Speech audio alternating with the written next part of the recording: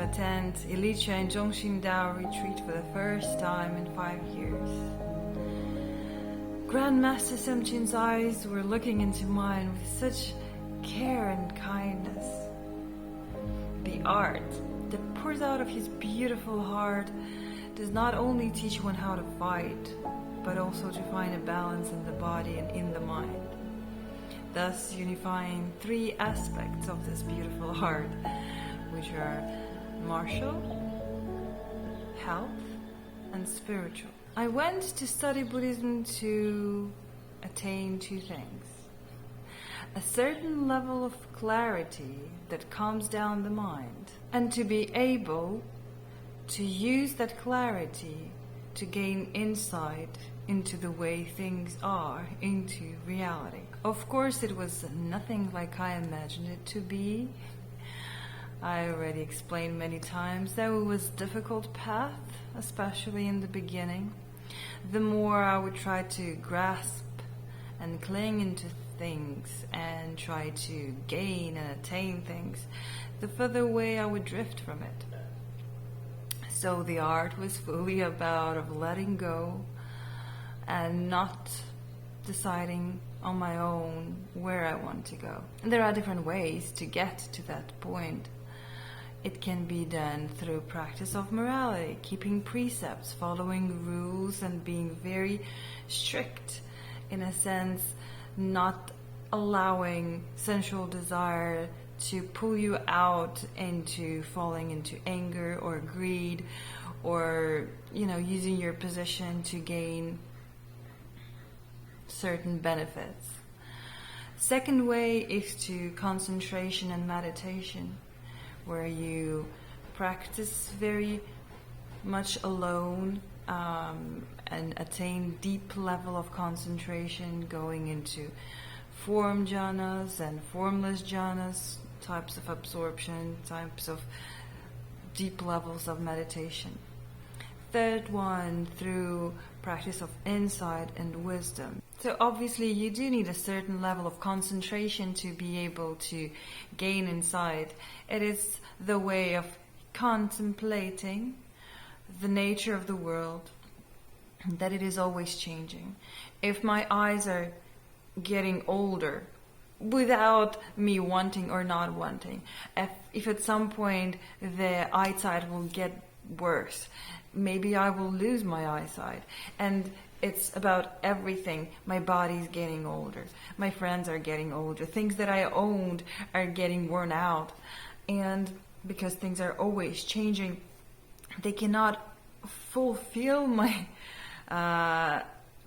desire to always make me happy. So things are unsatisfactory or suffering. And if there are suffering, how can I think that there is such a thing as me or you? Those things develop according to causes and conditions, not according to what I want or you want. And there's a fourth way, through loving kindness. It is not talked a lot,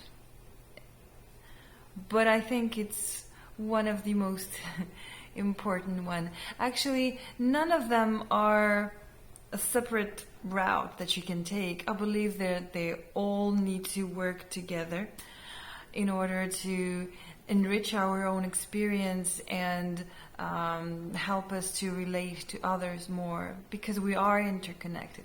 We cannot develop on our own. We need to do it as a community in a relation to others. So to a certain degree, as I mentioned, I proved to myself that I can follow precepts even if everyone around me are doing things that just tells me that it is stupid to follow precepts if no one's around following them. I did reach a certain level of concentration even when things got really bad and it felt like I cannot stop thinking, right? I would enjoy my solitude in meditation, and at a certain point where it was very, very painful and difficult when the war started, and I would walk around were not being able to find, a place to calm down. But once I would sit and close my eyes and start to meditate, I would honestly receive something as if through the years, even though it's not through the years, but something that I only can say remind as angelic music. It's so peaceful. It's so loving. It's so caring. It's so wonderful. It doesn't mean that I don't care about war. And it also does not mean that I'm only caring about war. It's meditation provide an ability to take a rest, take a break. To a certain degree, I did penetrate it into the reality of changing and suffering nature. I do understand the concept of no self. I'm not attached to that. We do have selves. We need to take care of our own self. Otherwise, we would not be able to function. I need to feed myself. I need to brush my teeth. There is self. I operate through this self, right? But the idea that it is constant, that it is under my full control, that is all gone. In the same way, I see others not as a self, but as a combination of causes and conditions that create this effect. And once I see this constant change of causes and conditions, it's very difficult to get upset or angry at someone because it's not their choice. It's a combination of millions of factors that played together to make this thing to happen right now, this type of behavior, this type of action.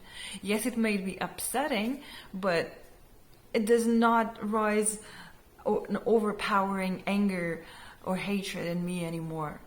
And to a certain degree, I developed the loving kindness to myself.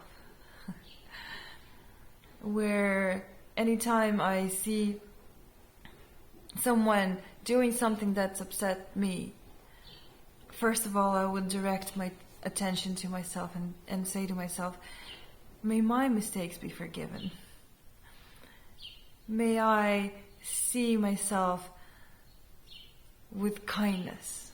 And as soon as I do that towards myself, I'm open to do that towards others. There are 4 bodhisattva vows that are taken on a daily basis in Mahayana tradition, and one of them I always had difficulties with. It is said, countless ascension beings, I vow to liberate them. I remember in the beginning I would just shut my mouth and would not even pronounce it out loud because I'm not gonna promise to save anyone when I can't even help myself, and there's no way that I can help everyone and save everyone. What kind of ridiculous message is that? And whenever I tried to ask people, I never could get an answer that would satisfy me. In the end, I was just saying it out loud without putting any meaning into that. And only recently, like last month, I went to see someone named Seido in Columbia, Missouri, and he said such a wonderful thing. It's probably commonly known, but I have never heard that before, that we meditate to liberate others from myself. Meanings, in meditation, we stop our greed, we stop our hatred, we stop our stupidity, and we don't hurt others with this. And yeah, I think it's a great way to practice Bodhisattva path, to purify our own mind and save others from our own self. And the conclusion is such: whatever has to be done through my monasticism is done. When it is time to leave, it is time to leave. I am immensely grateful to Master Juru. I'm very grateful to Master Semchen. I'm very grateful to my parents. And I'm very grateful to all my friends and relatives and those who I have known and come in my path. The process of learning is never finished. I'm still accepting the unknowing. I don't know everything, and I'm not willing to even try to. I'm just in a certain level of equilibrium and peace within myself that I can radiate it outside. And I even can help direct someone into their own way of finding the peace and equilibrium. So I am open. I am open to communication, to your messages and suggestions, to consultations if you would like to speak to me, to anyone inviting me to the event Ilichen Related that is organized through headquarters of Ilichen family, or any meditation or emotional intelligence retreat or whatever you want to organize. I'm very, very open. This is my time to serve, to give back. I gained enough for myself that all I want to do right now is just to give back in the way it is possible for me, being a regular, ordinary, flawed human being that is still learning. And even though I'm not perfect, I do believe I reached a certain level where I can give